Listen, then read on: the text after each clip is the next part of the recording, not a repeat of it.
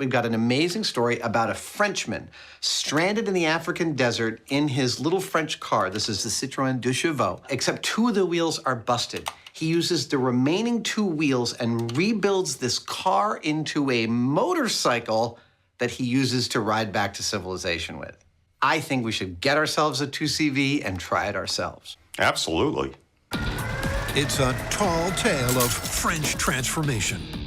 Supposedly, using nothing but hand tools and hope, a working motorcycle was made from a broken-down car. But before any mechanical metamorphosis, the guys must start out by meeting the motor car from the myth, a '67 Citroen. All right, picking up some speed here. Oh, yeah, baby. Whoa. Now, this is the actual car we are going to be turning or trying to turn into a motorcycle. This car feels insane. It was originally conceived of by a Frenchman named Pierre-Jules Boulanger in 1935, but went into production in 1948. Come on, give me all your power. Between then and 1990, they made over 3.2 million of them. And its 425cc engine puts out a blistering 12 horsepower. Ladies and gentlemen, may I present to you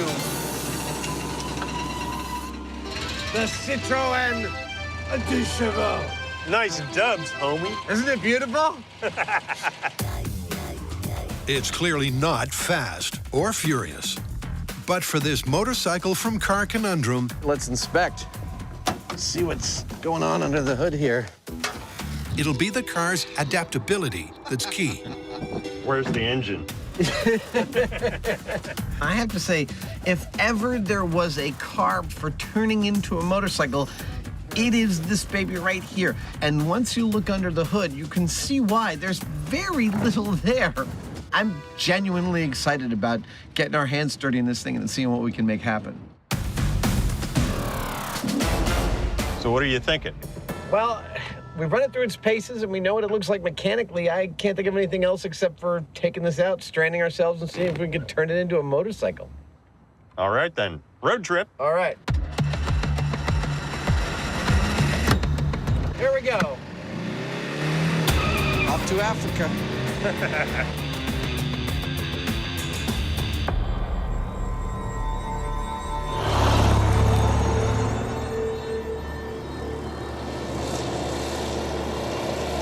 The Frenchman in the myth got stranded in Morocco. Oh, man. I think there's vultures circling overhead. But Adam and Jamie's Saharan substitute Let's try over there. is a little closer to home. Nice little workspace. Flat, desolate, perfect. Prior to this experiment, all we know is that it's cute and it's pretty basic.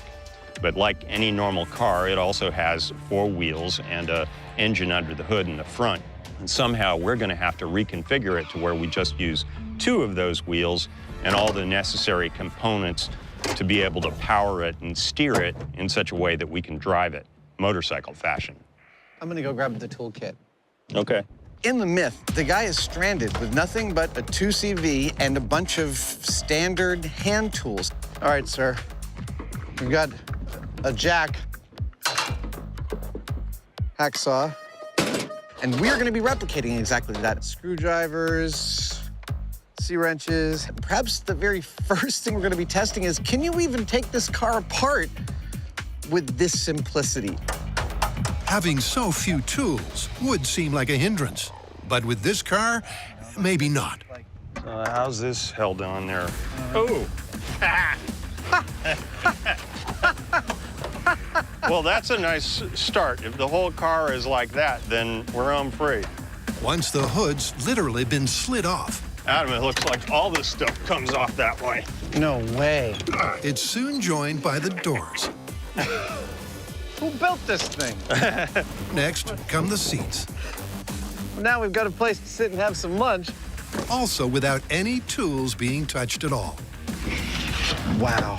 And while a few parts do need a helping hand, I've already got the bumper half off. Ho, ho, ho. Whoa, there we go. Mostly, it's a case of unlock and unload. I've never worked on a vehicle anything close to this.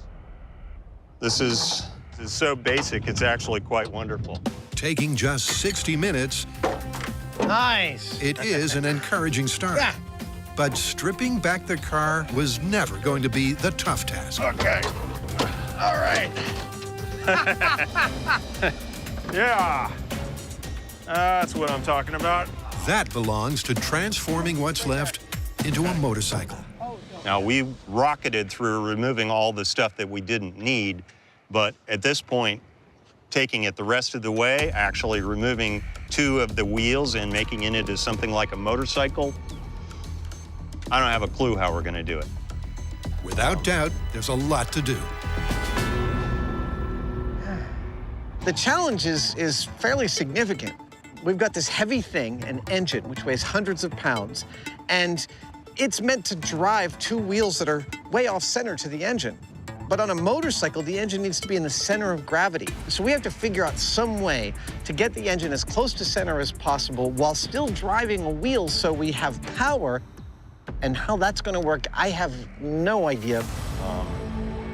There's 2 key conundrums: how to provide power to a central drive wheel and how to do that without moving the engine.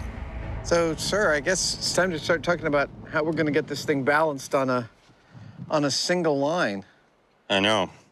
I'd love to leave the engine where it's at and have like a wheel there and a wheel here. What do you have any thoughts? Yeah, I do actually. These things here are the output shafts. Right.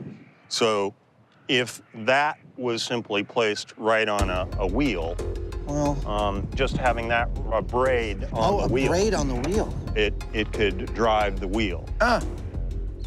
Oh, dude, you know what I realized?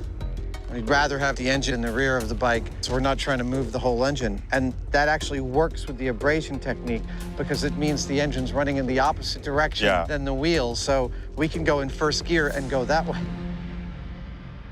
Well, where a little while ago we had no freaking idea what we're gonna do, now at least we have a plan of attack towards investigating a possible solution. That feels like somewhere. We've got our car frame with the engine at the front and the 2 wheels on each side. We're going to start by discarding 2 of those wheels and reattaching the other 2 as close to the center line as possible.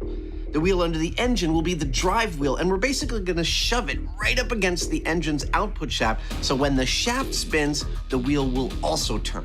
Now, the wheel will actually be turning in the opposite direction of the output shaft, which means that the thrust vector is reversed. In other words, the back of the car is going to become the front of the bike. At least that's the theory. Ready? 3, 2, 1. It's a plan that is undoubtedly complex. Nice. Excellent.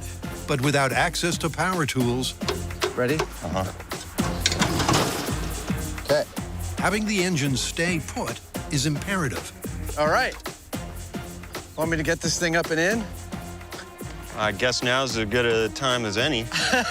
And after 3 hours of non-trivial teamwork, Okay, 3, 2, 1.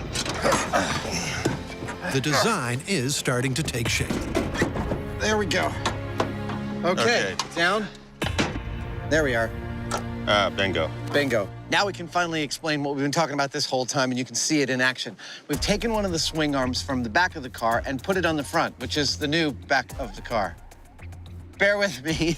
That swing arm brings the tire underneath the frame where it is pressing into this, one of the output shafts from the engine.